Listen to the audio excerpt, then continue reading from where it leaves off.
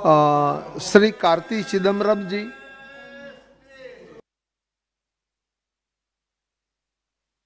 Respected Speaker, sir, I think it's quite heartening to finally debate a bill in this House. It's been a long time since we have had the opportunity to debate the bill. And I'd like to first thank my party president, Mrs. Sonia Gandhi, for giving me the opportunity to be the first speaker in this session on a bill. Sir, while we have over 1 billion people in India, and we always consider that India to be an overpopulated country, there are many people who are unable to have children and who find the benefit from the assisted reproductive technologies.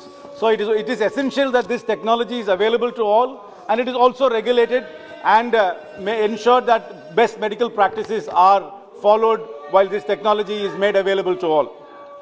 Sir, indulge me a little bit. I am a great admirer of our Puranams, Idihasams and epics. I grew up reading Amar Chitra Kada. I don't even know whether Amar Chitra Kada is still around or not, but I grew up reading Amar Chitra Kada. My maternal grandmother, when I was growing up, told me many fables and stories.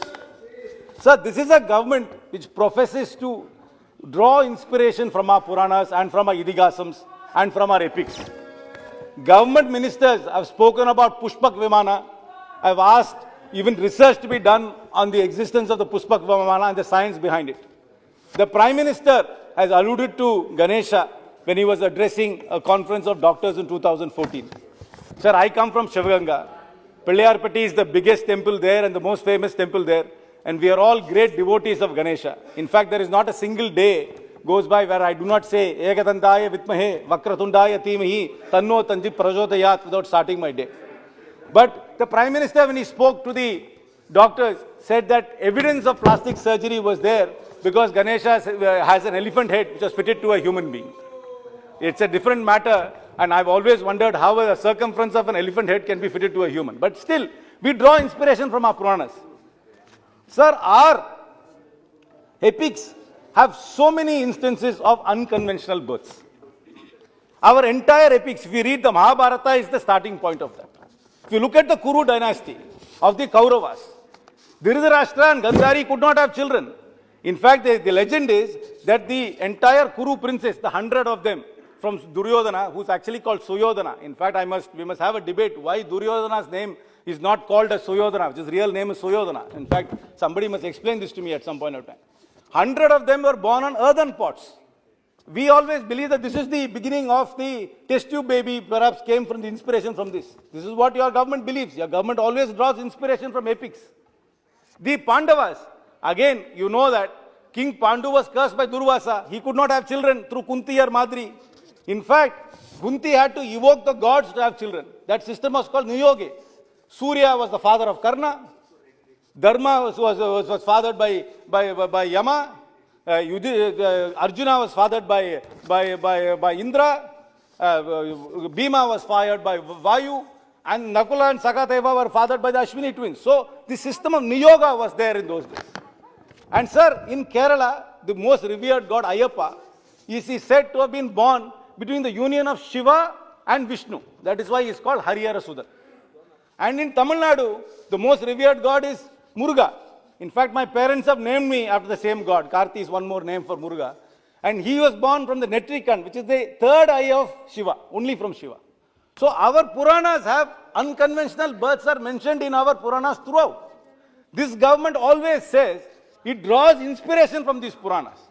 But sir, this law which they have drafted is not inspired by the liberal Hindu epics. In fact, this law has been drafted by somebody who's got a regressive colonial Victorian mindset. Please keep that in mind. It is not from the Hindu liberal traditions this law has come. This law has come from the completely regressive Victorian colonial mindset. I will tell you why. Sir, this law excludes many people rather than includes them. See, when I have given you so many instances of unconventional births, unconventional unions in our Hindu epics, this law only allows married people to have access to this technology. It does not allow LGBTQ people to have access to this technology. This does not allow single men to have access to this technology. So this law is actually a Victorian law. It is not a Hindu law. So don't ever say you are a government which is actually propagating Hindu values. If Hindu values are there, it's a liberal value. You are in fact propagating a Victorian colonial value.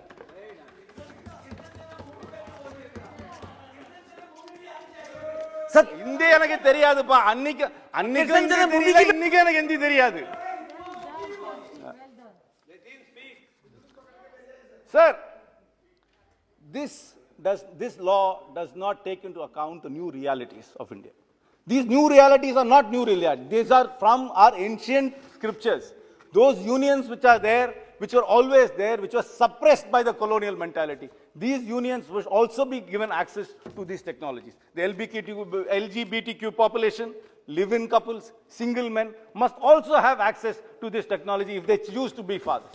Sir, this law is discriminatory. This law violates Article 14 of the Constitution, as well as the Puttaswamy judgment of the Honorable Supreme Court.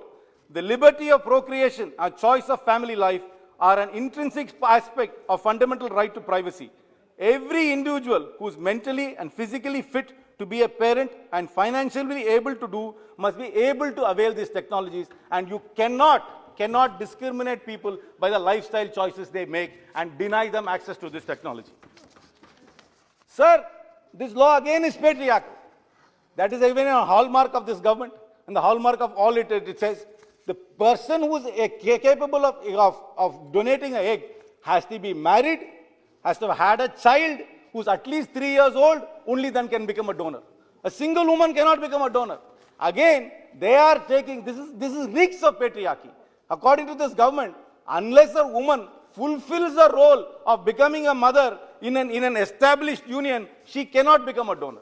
This is again shameful. This is again goes away. You take away the right of an individual to decide how they want to choose to be a donor or not. This again has to be looked at. The minister needs to address this issue, needs to definitely give an answer on why only married women who have had a child, and that child has to be 3 years old, only then they can be a donor of the egg.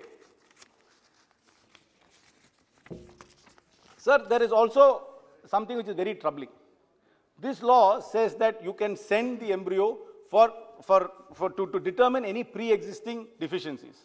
See, this is very problematic because you are not defining what these pre-existing heritable life-threatening genetic diseases are. This almost borders on eugenics, where you want to do selection, where you want to decide what kind of children can be born and what kind of children cannot be born. So the minister must definitely address this issue and address why these specific diseases which they want to prevent is not defined and left a very gaping hole there. Sir, another thing, sir, the surrogacy bill was passed in this house without debate, but the surrogacy bill is still pending in the Rajya Sabha. So it has not yet become law. But this bill says there is going to be an oversight board which draws its power from the Surrogacy Act. So why are they bringing this bill when that bill has not become law? There are many conflicts between these two laws. Why do you need to have two bills? Why could both not be combined? The surrogacy bill says you must keep records for 25 years. This bill says you keep records only for 10 years.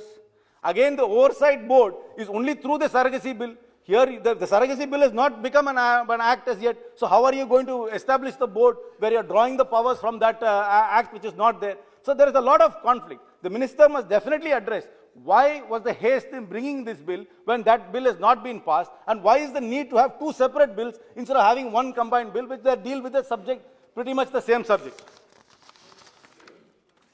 Sir, another issue which has not been addressed, which could be problematic, which is a very sensitive issue. A child born through a donor after the age of 18 might be curious to find out who the father is. That right is not given here today. And I accept that there is a privacy right of the donor. So there must be some sensitivity in this. And in the ICMR it suggests that the characteristics of the donor must be told to the child. Well, or the identity, of course, cannot be given because most donors are anonymous. So that sensitivity is not being handled in this bill, and the minister must definitely address to find out how are you going to handle this sensitivity. It's a very sensitive subject. I accept. There's no politics in it. It's a very sensitive subject, and they must deal with it. So as far as the complaint mechanism goes, unless only the board can complain. An individual cannot complain. So you are really taking away the fundamental right of a person from going to court. Only the board can go to court and not the individual. Again, this is very problematic. You can't take away a fundamental right of a person for the right to go to court. And again, the board is only established by the Surrogacy Act, and the Surrogacy Act is still not established. So that is another lacuna which you must address. Sir, you want the Aadhaar card for the donor because you want to identify the donor with the Aadhaar card. But the donor has to be anonymous. What if there is a leak of data? What are we doing to protect that? Because a lot of people are donors, but they do not want their identity to be there because they have no legal right over the child. And it's also another thing. So lots of issues of privacy, lots of issues of fundamental rights, lots of issues of discrimination are very much there, and we must take it there. Sir, while the clinics are not regulated, they are becoming commercial establishments. The minister knows that IVF is a very, very expensive procedure. Many people go through many cycles before they have any success in it. It's a very expensive procedure. There is no control over their pricing. There is no control over how these clinics are established. But you prohibit the donors from charging anything because you do not want commercial exploitation of that. There is a lot of merit in that. But there must be some balance. While you are not regulating the practice, the medical practice, you are completely regulating the surrogacy part of it. So there must be some balance between it, and there must be some clarity between it. Another thing which it does not address is, this is a very expensive procedure. But many people of all strata of society want to have children of their own. What is the provision for them who do not have money? Is there any program which the government is proposing by which people who do not have the resources can also access this technology? This technology cannot be only available to the rich. This technology must be available to everybody who wants to have children, and that is a fundamental that should be accessible to all. So the government must definitely address this issue as well. Sir, as I said in the beginning, this is a government which always says it draws inspiration from our Puranas. But this government is not at all acting in the way in which I have been taught Hindutva by my grandmother.